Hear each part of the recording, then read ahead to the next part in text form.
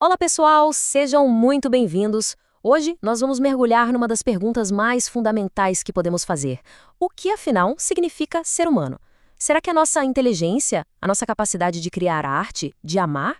Ou será que existe algo mais profundo, uma espécie de selo, uma marca, que define a nossa essência e o nosso propósito no universo? Essa busca, essa investigação, está no coração da obra que analisaremos hoje, o livro Criados à Imagem de Deus, do teólogo holandês-americano Anthony Hoekema. E, gente, eu quero que vocês entendam desde já. Esta não será uma análise superficial. Nós vamos fazer uma imersão profunda na arquitetura do pensamento desse autor. Hoekema não nos dá respostas prontas, fáceis, daquelas de manual. Pelo contrário, ele nos convida para uma jornada rigorosa, que passa pelas escrituras, pela história da teologia e por uma reflexão sistemática. Tudo isso para que a gente possa redescobrir o que a tradição cristã sempre chamou de Imago Dei, a imagem de Deus. Nós vamos investigar juntos como esse conceito, desde o seu brilho original na criação, passando pela sua trágica deformação com a queda, pelo seu lento e glorioso processo de restauração em Cristo, até chegar à sua perfeição final na glória, nos oferece uma chave de leitura, uma ferramenta para entender de forma radical quem nós somos, porque cada ser humano ao nosso redor tem uma dignidade infinita e qual é a nossa verdadeira vocação neste mundo. Então preparem-se, o que vamos fazer hoje é mais do que estudar teologia, é uma exploração que vai com certeza desafiar e enriquecer a nossa visão sobre a própria condição humana. Para que a gente possa fazer jus à obra de Hoekema, eu estruturei a nossa análise em 6 grandes seções, que na verdade espelham a própria lógica do livro. Primeiro, vamos começar pelo começo, pelo alicerce. Os fundamentos bíblicos da Imago Dei, olhando tanto para o Antigo quanto para o Novo Testamento. Depois, na seção 2, vamos discutir uma questão importantíssima. O que é o ser humano? Somos corpo e alma separados? Hoekema vai defender uma visão integral. Na terceira parte, faremos uma viagem pela história, para entender como essa doutrina foi debatida por gigantes como Agostinho, Aquino e os reformadores. A partir daí, com essa base sólida, a gente entra no coração da proposta de Hoekema. Na seção 4, vamos ver a estrutura da imagem na criação, no estado de perfeição. Na 5, o drama, a imagem deformada pela queda e o início da sua restauração em Cristo. E por fim, na sexta seção, vamos olhar para o futuro, para a esperança, a imagem aperfeiçoada na glória. Vejam bem, esse roteiro não é aleatório. Ele segue a construção metódica do autor, que parte da Bíblia para chegar às implicações finais. Acompanhar essa lógica é a chave para a gente entender a força e a beleza do argumento dele. Vamos começar? Muito bem. Iniciamos, então, no único ponto de partida que um teólogo como Hoekema consideraria legítimo, a autoridade da revelação bíblica. É aqui, nas Escrituras, que o conceito da Imago Dei nasce e ganha seu primeiro contorno. Antes de qualquer voo filosófico, antes de qualquer teoria psicológica, a gente precisa se perguntar o que a Bíblia, ela mesma, diz sobre o que significa ser criado à imagem e semelhança de Deus. É isso que faremos agora. E o texto fundamental, a pedra angular de toda a antropologia cristã, está logo no primeiro capítulo da Bíblia. Gênesis 1, versículo 26. Prestem atenção na solenidade do texto. Também disse Deus: façamos o homem à nossa imagem, conforme a nossa semelhança.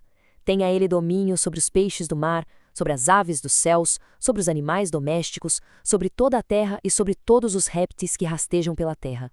Hoekema nos pede para ler esse texto sem pressa, com atenção aos detalhes. Primeiro, notem a deliberação divina, façamos.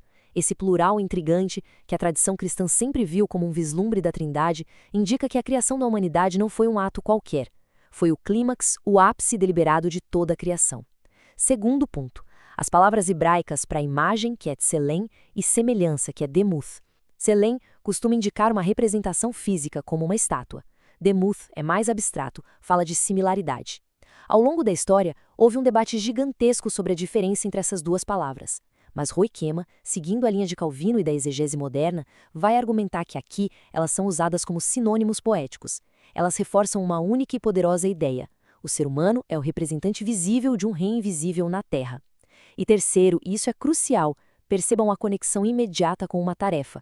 Tenha ele domínio. Ser imagem de Deus não é ter uma qualidade estática, guardada numa gaveta da alma. É uma vocação, uma função dinâmica. Nós somos imagem para representar o governo de Deus na criação. Somos os seus vice-regentes, seus embaixadores, chamados para cultivar o mundo, desenvolver seus potenciais, o que a teologia chama de mandato cultural. Aprofundando essa análise, Horkheimer vai estabelecer um ponto que é talvez a espinha dorsal de todo o seu livro. Ele diz o seguinte: a imagem de Deus não é algo que o ser humano tem como se fosse um acessório, mas é algo que o ser humano é. Nós não possuímos a imagem, nós somos a imagem em nossa totalidade. Pessoal, essa distinção é fundamental. Por quê? Porque se a imagem fosse, por exemplo, apenas a nossa capacidade de raciocinar, o que a gente diria sobre um recém-nascido, ou sobre uma pessoa em estado de coma, ou sobre um idoso com Alzheimer? A visão de Horkheimer ancora a dignidade humana no nosso próprio ser, não em nossas capacidades ou performance. A partir disso, as implicações são enormes. Primeira, a imagem é relacional por natureza. Ela nos coloca numa relação vertical com Deus, a quem representamos, e também numa relação horizontal, pois o texto diz: homem e mulher os criou, mostrando que a nossa vida em comunidade é parte essencial de sermos imagem. Segunda implicação, a imagem é universal. Depois do dilúvio, em Gênesis 9, Deus proíbe o assassinato justamente porque o homem foi feito à imagem de Deus. Ora, isso é dito para toda a humanidade pós-queda, o que significa que a imagem persiste em todos, sem exceção.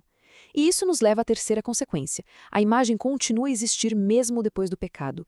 Ela pode estar, como veremos, terrivelmente desfigurada, corrompida, mas não foi aniquilada. E é essa persistência da imagem que fundamenta a dignidade sagrada e inegociável de todo ser humano. Não importa sua etnia, sua condição social, sua saúde, sua religião ou sua moral. Agora, a história da revelação continua.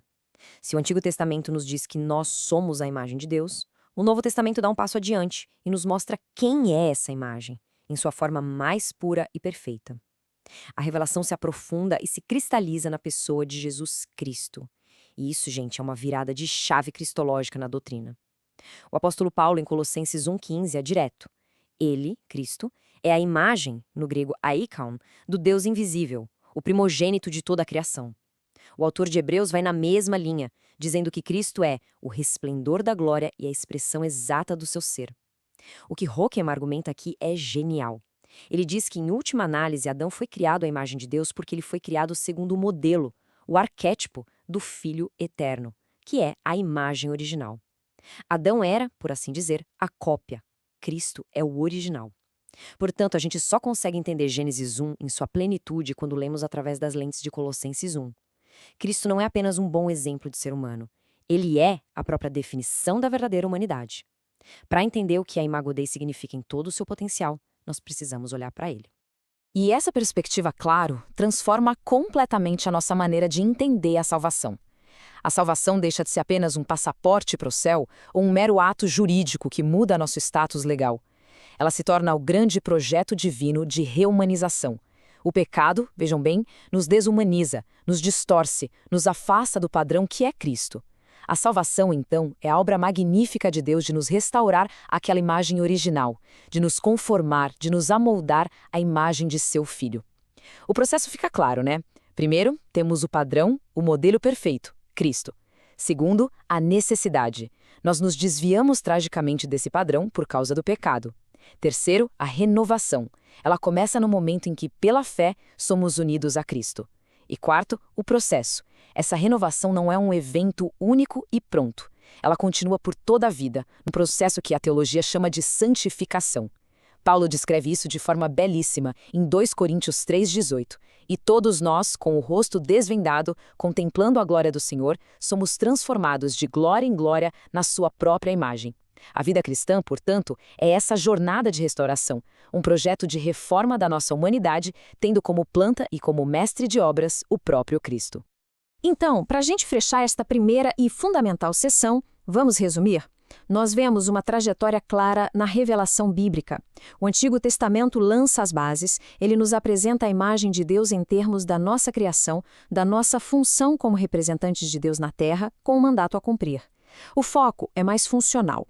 O Novo Testamento não apaga isso, mas ele aprofunda, ele personaliza essa revelação. Ele nos aponta para Cristo como a imagem perfeita e define a redenção como esse processo de sermos renovados à sua semelhança. Portanto, a narrativa completa da Bíblia nos leva da imagem na criação, passando pela imagem desfigurada no pecado, até a imagem que é restaurada e um dia será aperfeiçoada em Cristo. Entender essa trajetória, da criação à redenção, é o alicerce de tudo que vamos construir a seguir. Agora, com essa base bíblica bem estabelecida, a gente pode avançar para uma questão mais filosófica. O que exatamente em nós constitui essa imagem? Pois bem, agora que já estabelecemos o que e o quem da imagem de Deus a partir da Bíblia, Roquema nos conduz a uma outra pergunta, uma pergunta que ecoa há séculos na filosofia e na teologia. Se nós somos a imagem de Deus, onde, exatamente, essa imagem reside? Ela está na nossa alma, na nossa razão, na nossa capacidade de escolha? É aqui que Roquema vai apresentar um de seus argumentos mais fortes, defendendo uma visão bíblica de unidade e combatendo qualquer ideia que queira fatiar o ser humano em pedaços. O que Roquema defende é o que chamamos de uma visão holística ou unitária. Ou seja, o ser humano é uma unidade psicossomática. Corpo e alma estão tão ligados, tão entrelaçados, que formam uma única pessoa. Ele argumenta que essa visão não é uma preferência filosófica, mas é o que a própria linguagem da Bíblia sugere. Por exemplo, quando o Antigo Testamento usa a palavra hebraica para alma, nefesh, ele está se referindo à pessoa inteira, à vida. Da mesma forma, a palavra carne, basar, pode se referir à humanidade como um todo. O homem não tem um corpo e uma alma, ele é um corpo animado, ele é uma alma encarnada. Essa visão, gente, é radicalmente diferente do dualismo que a gente herdou da filosofia grega, principalmente de Platão, que viu o corpo como uma espécie de prisão da alma, algo inferior. Para a Bíblia, o corpo é bom, foi criado por Deus. E a consequência disso para a doutrina da Imago Dei é direta. A imagem de Deus não pode estar localizada só numa parte superior, como a alma ou a razão. Nós somos imagem de Deus como pessoas inteiras, corpo, alma, mente, emoções, vontade, tudo junto. Certo. Mas aí vem a grande objeção, a pergunta que vocês devem estar se fazendo. Professor, e a morte? A morte não é a prova de que corpo e alma se separam? Essa é a questão-chave, e o Roquema enfrenta diretamente. Ele argumenta que, do ponto de vista bíblico, a morte não é um evento natural. Ela é uma intrusão, uma anomalia no universo de Deus, é consequência do pecado. Portanto, a separação que ocorre na morte é um estado temporário e profundamente antinatural para o ser humano. E é aqui que a esperança cristã se mostra tão única. A esperança central do cristianismo não é a imortalidade de uma alma desencarnada flutuando por aí. A esperança é a ressurreição do corpo. Isso bate de frente com muitas ideias populares no Brasil, influenciadas pelo espiritismo ou por um platonismo difuso, que imaginam que o nosso destino final é nos livrarmos do corpo. A esperança bíblica, segundo Roquema, é a redenção da pessoa por inteiro, corpo e alma, para viver numa criação totalmente renovada. A ressurreição é a afirmação final de Deus de que a sua criação material é boa e será redimida. As implicações práticas dessa visão são enormes e muito relevantes para nós aqui no Brasil. Pensem na nossa realidade. De um lado, a gente vive um materialismo brutal que reduz o corpo a um objeto de consumo, a um instrumento de prazer ou a uma máquina de trabalho, esvaziando-o de qualquer sentido sagrado.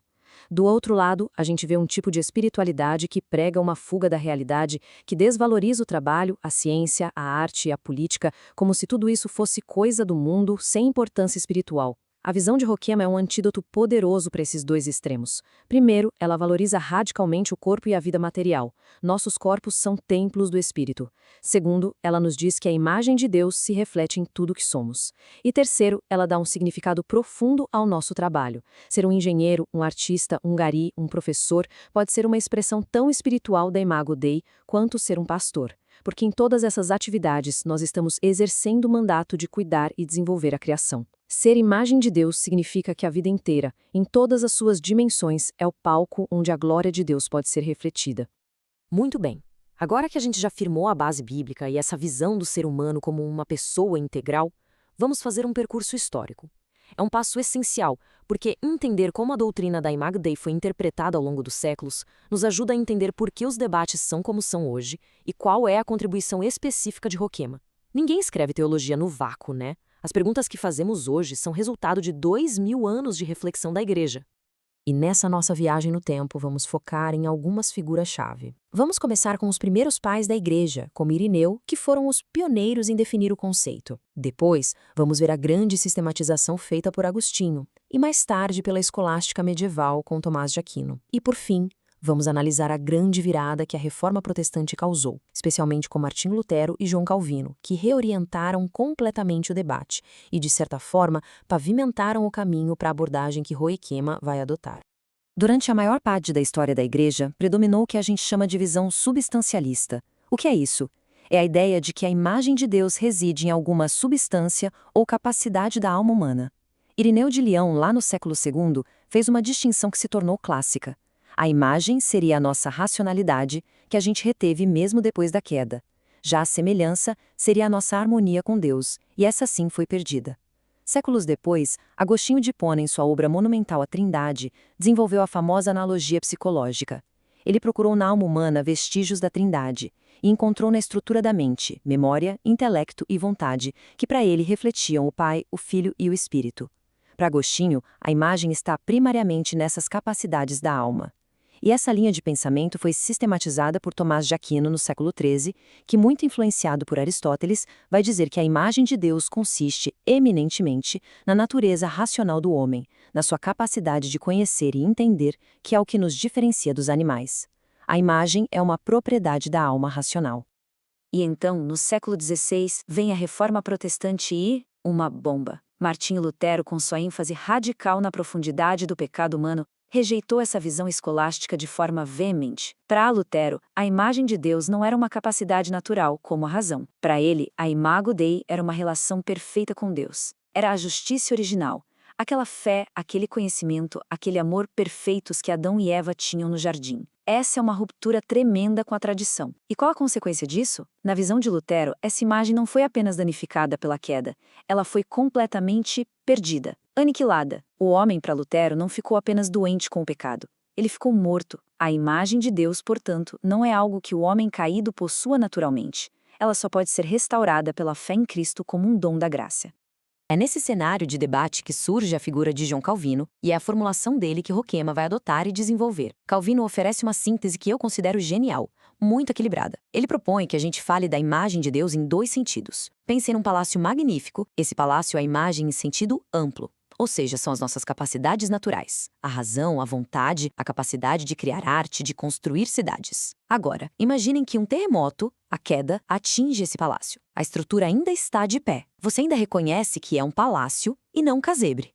Mas por dentro ele está em ruínas. Está desfigurado, pervertido da sua função original. A imagem em sentido restrito, que era a beleza interior, a justiça, a santidade, essa sim foi perdida. Essa distinção de Calvino é uma chave mestra. Ela permite afirmar ao mesmo tempo duas verdades bíblicas. A depravação total do homem, porque a nossa retidão foi perdida e toda a nossa estrutura está corrompida, e ao mesmo tempo a dignidade contínua do homem, porque a estrutura da imagem, em sentido amplo, permanece. É por isso que a humanidade caída, mesmo alienada de Deus, ainda é capaz de criar beleza, de fazer ciência, de praticar atos de bondade.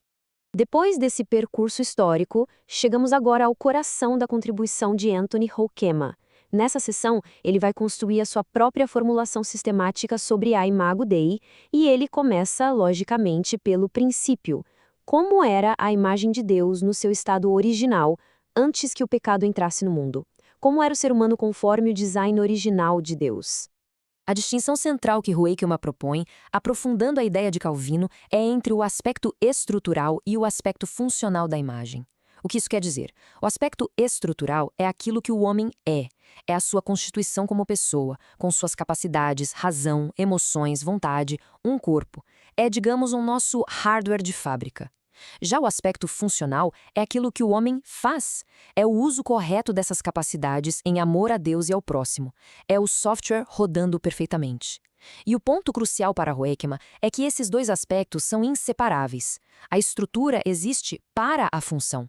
Um olho, que é a estrutura, que não vê, que é a função, não está cumprindo seu propósito. No ser humano original, antes da queda, estrutura e função estavam em perfeita harmonia. A imagem de Deus era a pessoa inteira vivendo em um relacionamento perfeito com Deus, com os outros e com a criação. E como essa função se manifestava na prática? Roquema descreve a vida do homem original a partir de uma tríplice relação, que estava em perfeita ordem. Primeiro, a relação para com Deus. Era uma relação marcada por comunhão direta, amor, confiança, uma obediência que fluía naturalmente. Segundo, a relação para com o próximo. A Bíblia diz que Adão e Eva estavam nus e não se envergonhavam. Essa é uma bela metáfora para uma relação de total transparência, harmonia, sem medo, sem inveja, sem conflito. E terceiro, a relação para com a natureza. É importante notar que o mandato de domínio aqui não tem nada a ver com exploração predatória. É um domínio de cuidado, de cultivo, como de um jardineiro sábio. É a vocação humana para desenvolver os potenciais da criação, para fazer cultura, ciência, arte, tudo para a glória de Deus. A imagem de Deus, portanto, não é algo passivo, mas uma vocação para agir no mundo. Então, para a gente resumir a visão de Hoekema sobre a imagem original, podemos destacar algumas características. Havia, como vimos, uma harmonia perfeita entre a estrutura e a função. O ser humano possuía o que a teologia chama de justiça original, ou seja, uma inclinação natural da sua vontade para Deus e para o bem. Ele possuía um conhecimento verdadeiro, não apenas um conhecimento de fatos, mas um conhecimento íntimo, relacional de Deus. Ele exibia um amor genuíno, livre de egoísmo, e exercia um domínio sábio e cuidadoso sobre a criação. Esse era o projeto original, uma verdadeira sinfonia. E é justamente por entender a beleza dessa harmonia original que a gente consegue medir o tamanho da tragédia da queda.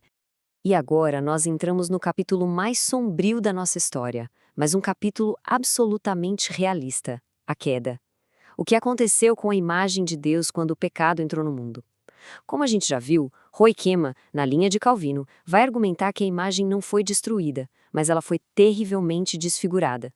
A função foi completamente pervertida. Eu gosto da analogia de um espelho perfeito que cai no chão e se estilhaça. Ele ainda reflete a luz, mas a imagem que ele mostra agora está distorcida, fragmentada, quase irreconhecível. É isso que o pecado fez conosco. O resultado da queda foi um desastre relacional completo. Aquela tríplice relação harmoniosa foi quebrada. A comunhão com Deus virou medo, vergonha, e o homem se escondeu de Deus no jardim. A harmonia entre os seres humanos se desfez num ciclo tóxico de acusação e transferência de culpa. Adão culpa Eva, que por sua vez culpa a serpente, e o domínio sábio sobre a natureza se transformou numa luta penosa marcada por suor e espinhos. Vejam, a estrutura da imagem permaneceu. Nós ainda temos razão, vontade, emoções, mas a sua função foi corrompida. A nossa razão agora é usada para criar justificativas para o mal. A nossa vontade se inclina para o egoísmo. O nosso amor se volta para dentro, se torna uma idolatria de nós mesmos. Essa é a doutrina da depravação total. Não significa que somos o pior que poderíamos ser, mas que o pecado afetua a totalidade da nossa pessoa, todas as nossas faculdades e todas as nossas relações. Mas, felizmente, a história não termina nessa tragédia. Desde a primeira promessa, lá em Gênesis 3,15, a Bíblia inteira vai desdobrando o grande plano de redenção de Deus. E é aqui que Hoekema conecta sua doutrina do homem com a sua doutrina da salvação, a soteriologia. A salvação não é um plano B, um improviso de Deus. É o seu projeto magnífico e eterno para restaurar aquilo que foi quebrado pelo pecado. Isso significa, pessoal, que a salvação é, em sua essência, terapêutica, restauradora. Não é só um ato legal que muda nosso status. É um projeto transformador que visa restaurar a nossa própria humanidade. E essa renovação, claro, só é possível pela nossa união com Cristo, a imagem perfeita, e pela obra poderosa do Espírito Santo em nós. E assim como a queda afetou a pessoa por inteiro, a restauração também é integral. A renovação da imagem de Deus em nós abrange todas as dimensões do nosso ser. Ela começa na mente, que, como Paulo diz em Romanos 12, precisa ser renovada para que a gente não pense mais segundo os padrões do mundo, mas segundo a vontade de Deus. Essa mente renovada, por sua vez, informa a nossa vontade, que é progressivamente libertada da escravidão do pecado para que possa escolher o que agrada a Deus. Isso reordena as nossas emoções, nos ensinando a amar o que Deus ama e a odiar o que Ele odeia. E esse trabalho interno, claro, transborda para as nossas relações externas. A comunhão com Deus é restaurada, a relação com o próximo começa a ser curada à medida que aprendemos a perdoar e a amar, e até a nossa relação com a natureza muda, de exploração para um cuidado responsável. Esse, gente, é o processo de santificação, a jornada da vida cristã que vai nos conformando dia após dia à imagem de Cristo.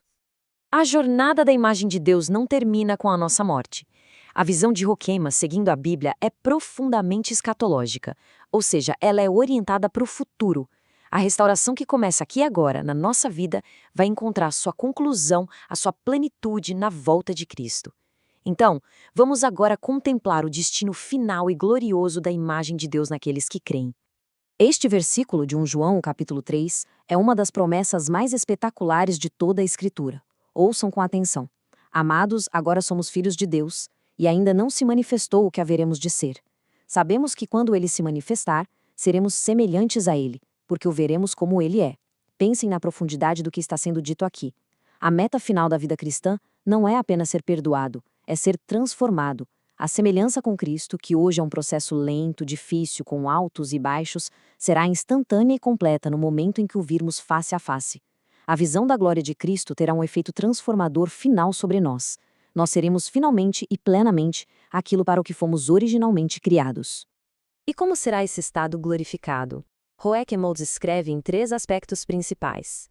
Primeiro, seremos totalmente libertos do pecado. E não é só da prática do pecado, mas da sua própria presença e até da sua possibilidade. A teologia clássica faz uma distinção interessante. Adão no Éden era posse não pecare, ou seja, ele era capaz de não pecar. Nós, na glória, seremos não posse pecare, isto é, seremos incapazes de pecar. A própria possibilidade do mal será erradicada da nossa natureza. Segundo, nós vamos desfrutar da plenitude do conhecimento e do amor. Nosso conhecimento de Deus não será mais como por um espelho de forma obscura, mas será claro, direto. E terceiro, e isso nos reconecta com a nossa discussão sobre a pessoa integral, nós teremos um corpo glorificado. A ressurreição garante que a nossa humanidade completa será redimida, com corpos imortais, incorruptíveis, poderosos, perfeitamente adaptados para a vida na nova criação. E aquela nossa tríplice relação, como ficará? Ela também será aperfeiçoada? A nossa relação com Deus será de adoração perfeita, de comunhão face a face. A nossa relação com o próximo será a realização da comunidade perfeita, da koinonia bíblica, uma comunhão e um amor que a gente mal consegue imaginar. E a nossa relação com a natureza será vivida nos novos céus e na nova terra, onde a própria criação será redimida. E aqui, Roekema faz uma observação fascinante. A história da redenção não é um círculo que volta para o mesmo lugar. É uma espiral ascendente. A humanidade glorificada, unida a Cristo, estará num estado muito mais elevado e seguro do que Adão jamais esteve no jardim. O fim, na história de Deus, é melhor do que o começo. Bom, chegamos ao final da nossa jornada pela obra de Anthony Roekema. Nós percorremos todo o caminho da imagem de Deus, desde a sua concepção, sua criação, sua desfiguração, sua restauração, até a sua perfeição final. Agora, para encerrar, vamos tentar sintetizar as lições mais importantes que podemos tirar de tudo isso para a nossa vida e para a nossa compreensão do mundo. O que a gente leva para casa depois dessa análise? Eu destacaria 5 pontos fundamentais. Primeiro, uma base inabalável para a dignidade humana. Cada pessoa, sem exceção, do embrião ao idoso, do nosso maior amigo ao nosso maior inimigo, tem um valor infinito, porque é portadora da imagem de Deus. Uma dignidade que não depende do que ela faz, do que ela tem ou de quem ela é. Segundo, um realismo profundo sobre o pecado. O problema humano não é superficial. Ele atinge a raiz do nosso ser e distorce todas as nossas relações. Terceiro, a centralidade absoluta de Cristo. Ele não é apenas um guia moral, ele é a própria definição de humanidade e o único meio da nossa restauração. Quarto, um propósito claro para a vida. Nossa vocação é refletir a glória de Deus em tudo que somos e fazemos, sendo agentes de cura e restauração no mundo. E, finalmente, uma esperança gloriosa e robusta. Não uma esperança de fugir do mundo, mas a esperança da restauração completa de nós mesmos e de toda a criação. E tudo isso nos leva a uma reflexão final, que é um desafio. A teologia de Roekema não é para ficar guardada num livro na estante. Ela nos interpela. Se nós somos portadores da imagem de Deus e estamos sendo restaurados à semelhança de Cristo, como isso impacta a nossa vida concreta, aqui e agora, na nossa complexa e muitas vezes sofrida realidade brasileira? Como essa doutrina nos ajuda a pensar em questões de bioética, como aborto e eutanásia, afirmando a santidade da vida? Como ela informa a nossa atitude em relação à crise ambiental, nos lembrando que cuidar da criação é parte do nosso mandato original? Como a visão de uma unidade que é chamada a unidade em Cristo desafia o racismo estrutural, a desigualdade social e a polarização política que tanto nos ferem como nação? A doutrina da Imago Dei não é uma peça de museu teológico, é um manifesto para a reumanização do nosso presente. A pergunta que Roekema nos deixa e que eu deixo com vocês hoje é: o que nós vamos fazer com isso? Muito obrigado pela atenção de todos